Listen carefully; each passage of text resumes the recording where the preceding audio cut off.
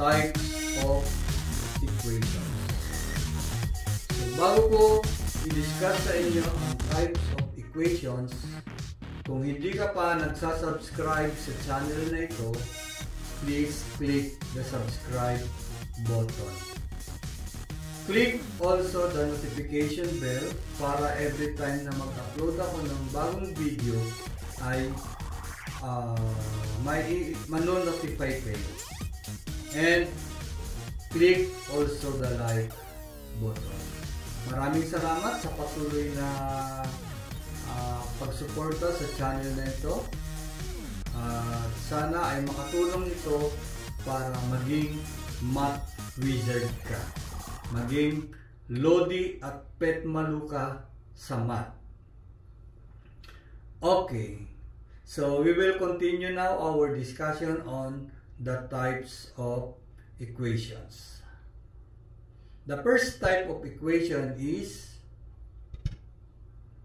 the conditional equations.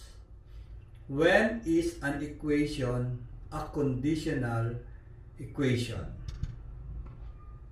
So, conditional equations are equations that have exactly one solution. No? Isa lang ang value ng x. So, meron tayong example. Example of conditional equation. X plus 1 is equal to negative 6. So, we will look for the value of x. Or we will solve for the value of x.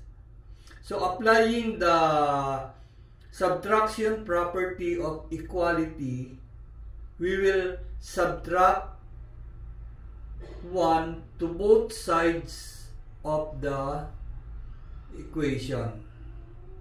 So, we will subtract 1 to the left side, and we will also subtract 1 to the right side. To avoid favoritism, to avoid partiality, to avoid unfairness. No? Dapat sa mathematics fair tayo. Wala dapat kinikilingan, walang pinoproteksyonan. So, pag nag-subtract tayo sa left side ng 1, dapat mag-subtract din tayo sa right side ng 1. Yan ay subtraction property of equality. Now, we will simplify. Positive 1 minus 1 is 0 na yan. So, may iwan sa left side, x. No? X na lang. Tapos, isimplify natin yung nasa right side. Negative 7 minus 1 is negative Negative 6 minus 1 is negative 7. So, x is equal to negative 7. So, there is a particular or unique value of x, and that is negative 7. Therefore, x plus 1 is equal to negative 6 is a conditional equation. Another example of a conditional equation, 4x minus 12 is equal to 8. So, kanina, we applied the subtraction property of equality. Ngayon, addition property of equality naman. Mag-a-add tayo ng 12 sa left side, mag-a-add din tayo ng 12 sa right side to avoid envy and jealousy and to practice fairness. So, magiging 4x minus 12 plus 12 is equal to 8 plus 12. And then we will simplify. Negative 12 plus 12 is 0. So, 4x na lang ang nasa left side. And then sa right side is 8 plus 12 is 20. So, magiging 4x plus, 4x equals 20. Now, we will apply the division property of equality. Kasi kailangan sa isang side ay x lang, no? Usually, sa left side, x lang. and then yung constant sa right side. Okay, so kailangan mawala si 4 para x lang maiwan. So, para mawala si 4, we will apply the division property of equality. Yan. So, we will divide both sides by 4. 4x divided by 4 is equal to 20 divided by 4. And then, simplify natin. 4 divided by 4 is 1. So, 1x na lang. So, bawal isulat si 1. So, x na lang. So, x is equal to 20 divided by 4 is 5. So, x is equal to 5. So, meron tayong another unique value of x, and that is equal to 5. Therefore, 4x minus 12 equals 8 is a conditional equation. So, ayan. No? Yung kanina, x is equal to negative 7. Ngayon, x is equal to 5. So, therefore, x plus 1 equals negative 6 and 4x minus 12 equals 8 are conditional equations. Let's go to the second type of equations. The second type of equations is identity equation. So, what is the difference of identity equation from conditional equation? So, identity equation is an equation with both sides exactly the same. So, we will observe the terms on the left side and the terms on the right side. Now, if they are exactly the same, this is an identity equation. So, for example, 5x plus 7 is equal to 5x plus 7. So, look at the right side and the left side. They are exactly the same. Therefore, this is an identity equation. Okay. If we are going to solve the identity equation, so we will use the transposition method. So we will transpose 5x yung nasa right side to the left side. Kasi dapat yung merong variable, magkasama sila sa left side. So magiging 5x minus 5x. Tapos yung 7, positive 7 sa right side, sa left side, ililipat natin o itatranspose natin sa right side. So, magiging 5x minus 5x equals 7 minus 7. So, 5x minus 5x, so subtract the numerical coefficients. 5 minus 5 is 0. So, 0x equals, tapos 7 minus 7 is also 0. So, magiging 0x equals 0.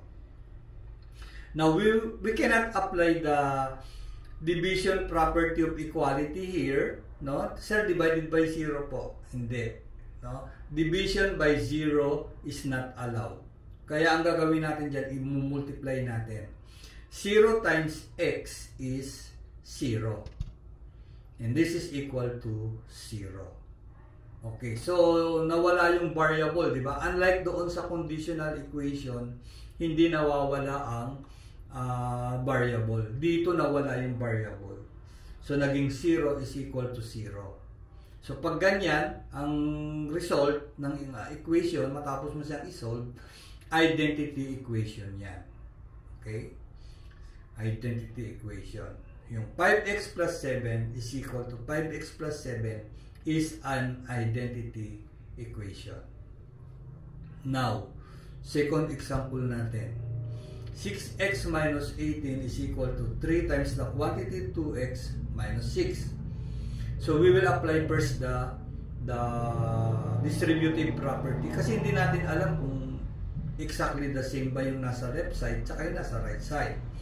unless na i-distribute natin. I-apply natin yung distributive property.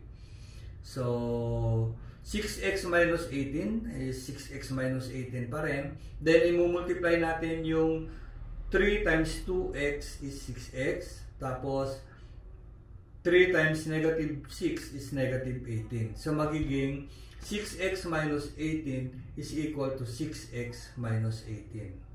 So, mapapansin natin na exactly the same na yung terms sa left side at saka sa right side.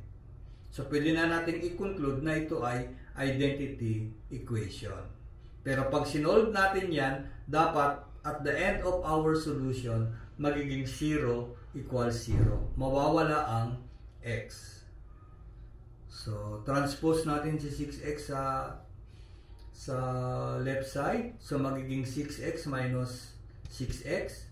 Tapos, transpose natin si negative 18 sa right side. Magiging negative 18 plus 18. Tapos, simplify natin. 6x minus 6x is 0x. This is equal to negative 18 plus 18 is also 0. And gaya ng sinabi ko kanina, hindi natin pwedeng i-apply ang division property of equality. Mag-divide tayo ng 0 sa left side at saka 0 sa right side. Hindi. Kasi division by 0 is not allowed. So instead, i-multiply natin si 0 kay x. 0 times x is 0. And this is equal to 0. So pansinin nyo, sa identity equation, pag sinolve mo, sa end ng solution, magiging 0 equals 0. Nawala si x. No? Ayan. 0 is equal to 0. So, the solution set is the set of real numbers. Kanina, sa conditional equation, merong unique value ng x. No? Dito, sa identity equation, infinite, no? Infinite ang number of solutions. At saka ang solution niya, lahat ng real numbers. Pwede niyang maging solution. Okay? So, kaya infinite yan. So, yung conditional equation, merong one solution. Itong identity equation, infinite number of solution. Let's go to the third type of equation. Ayan. The contradiction equation. And according to this equation has no solution set. Wala siyang solution. No? Ang conditional equation, merong isang solution. Ang identity equation, merong infinite number of solution. Dito sa contradiction, no solution. So, example ng contradiction equation, 4x plus 9 is equal to 4x plus 6. So, hindi natin magkaiba magkaiba yung nasa terms sa right side at saka sa left side. So magkaiba sila. Pero hindi naman ibig sabihin magkaiba ay conditional na, no? Ito contradiction to. So if we will transpose this 4x to the left side of the equation, so magiging 4x minus 4x. Then, itatranspose natin si 9 sa right side, magiging minus 9. Kaya magiging 4x minus 4x equals 6 minus 9. And then, simplify natin. 4x minus 4x is 0x equals 6 minus 9 is negative 3. 0 times x is 0. 0 is equal to negative 3. Next example of a contradiction equation. Ayan. Applying first the distributive property, 3 times 4x is 12x, 3 times negative 1 is negative 3. Then 2 times 6x is 12x. 2 times 1 is 2. So magiging 12x minus 3 is equal to 12x plus 2. Okay, so transposition tayo para ma-isolate yung may variable at saka yung constant. Yung may variable ay sa left side, yung constant ay sa right side. So magiging 12x minus 12x equals 2 plus 3. And then simplify 12x minus 12x is 0x equals 2 plus 3 is equal to 5. So pansinin niyo ano? No? 0 times x is equal to 0, then equal to 5. 0 is equal to 5. Siyempre false yan, no? False. Pati yung 0 equals negative 3, false din. Unlike doon sa 0 is equal to 0, true yun. No, true. Pagdating dito, 0 is equal to negative 3, false. Okay, tignan natin. 0 is equal to negative 3. Yan. Then 0 is equal to 5. Okay.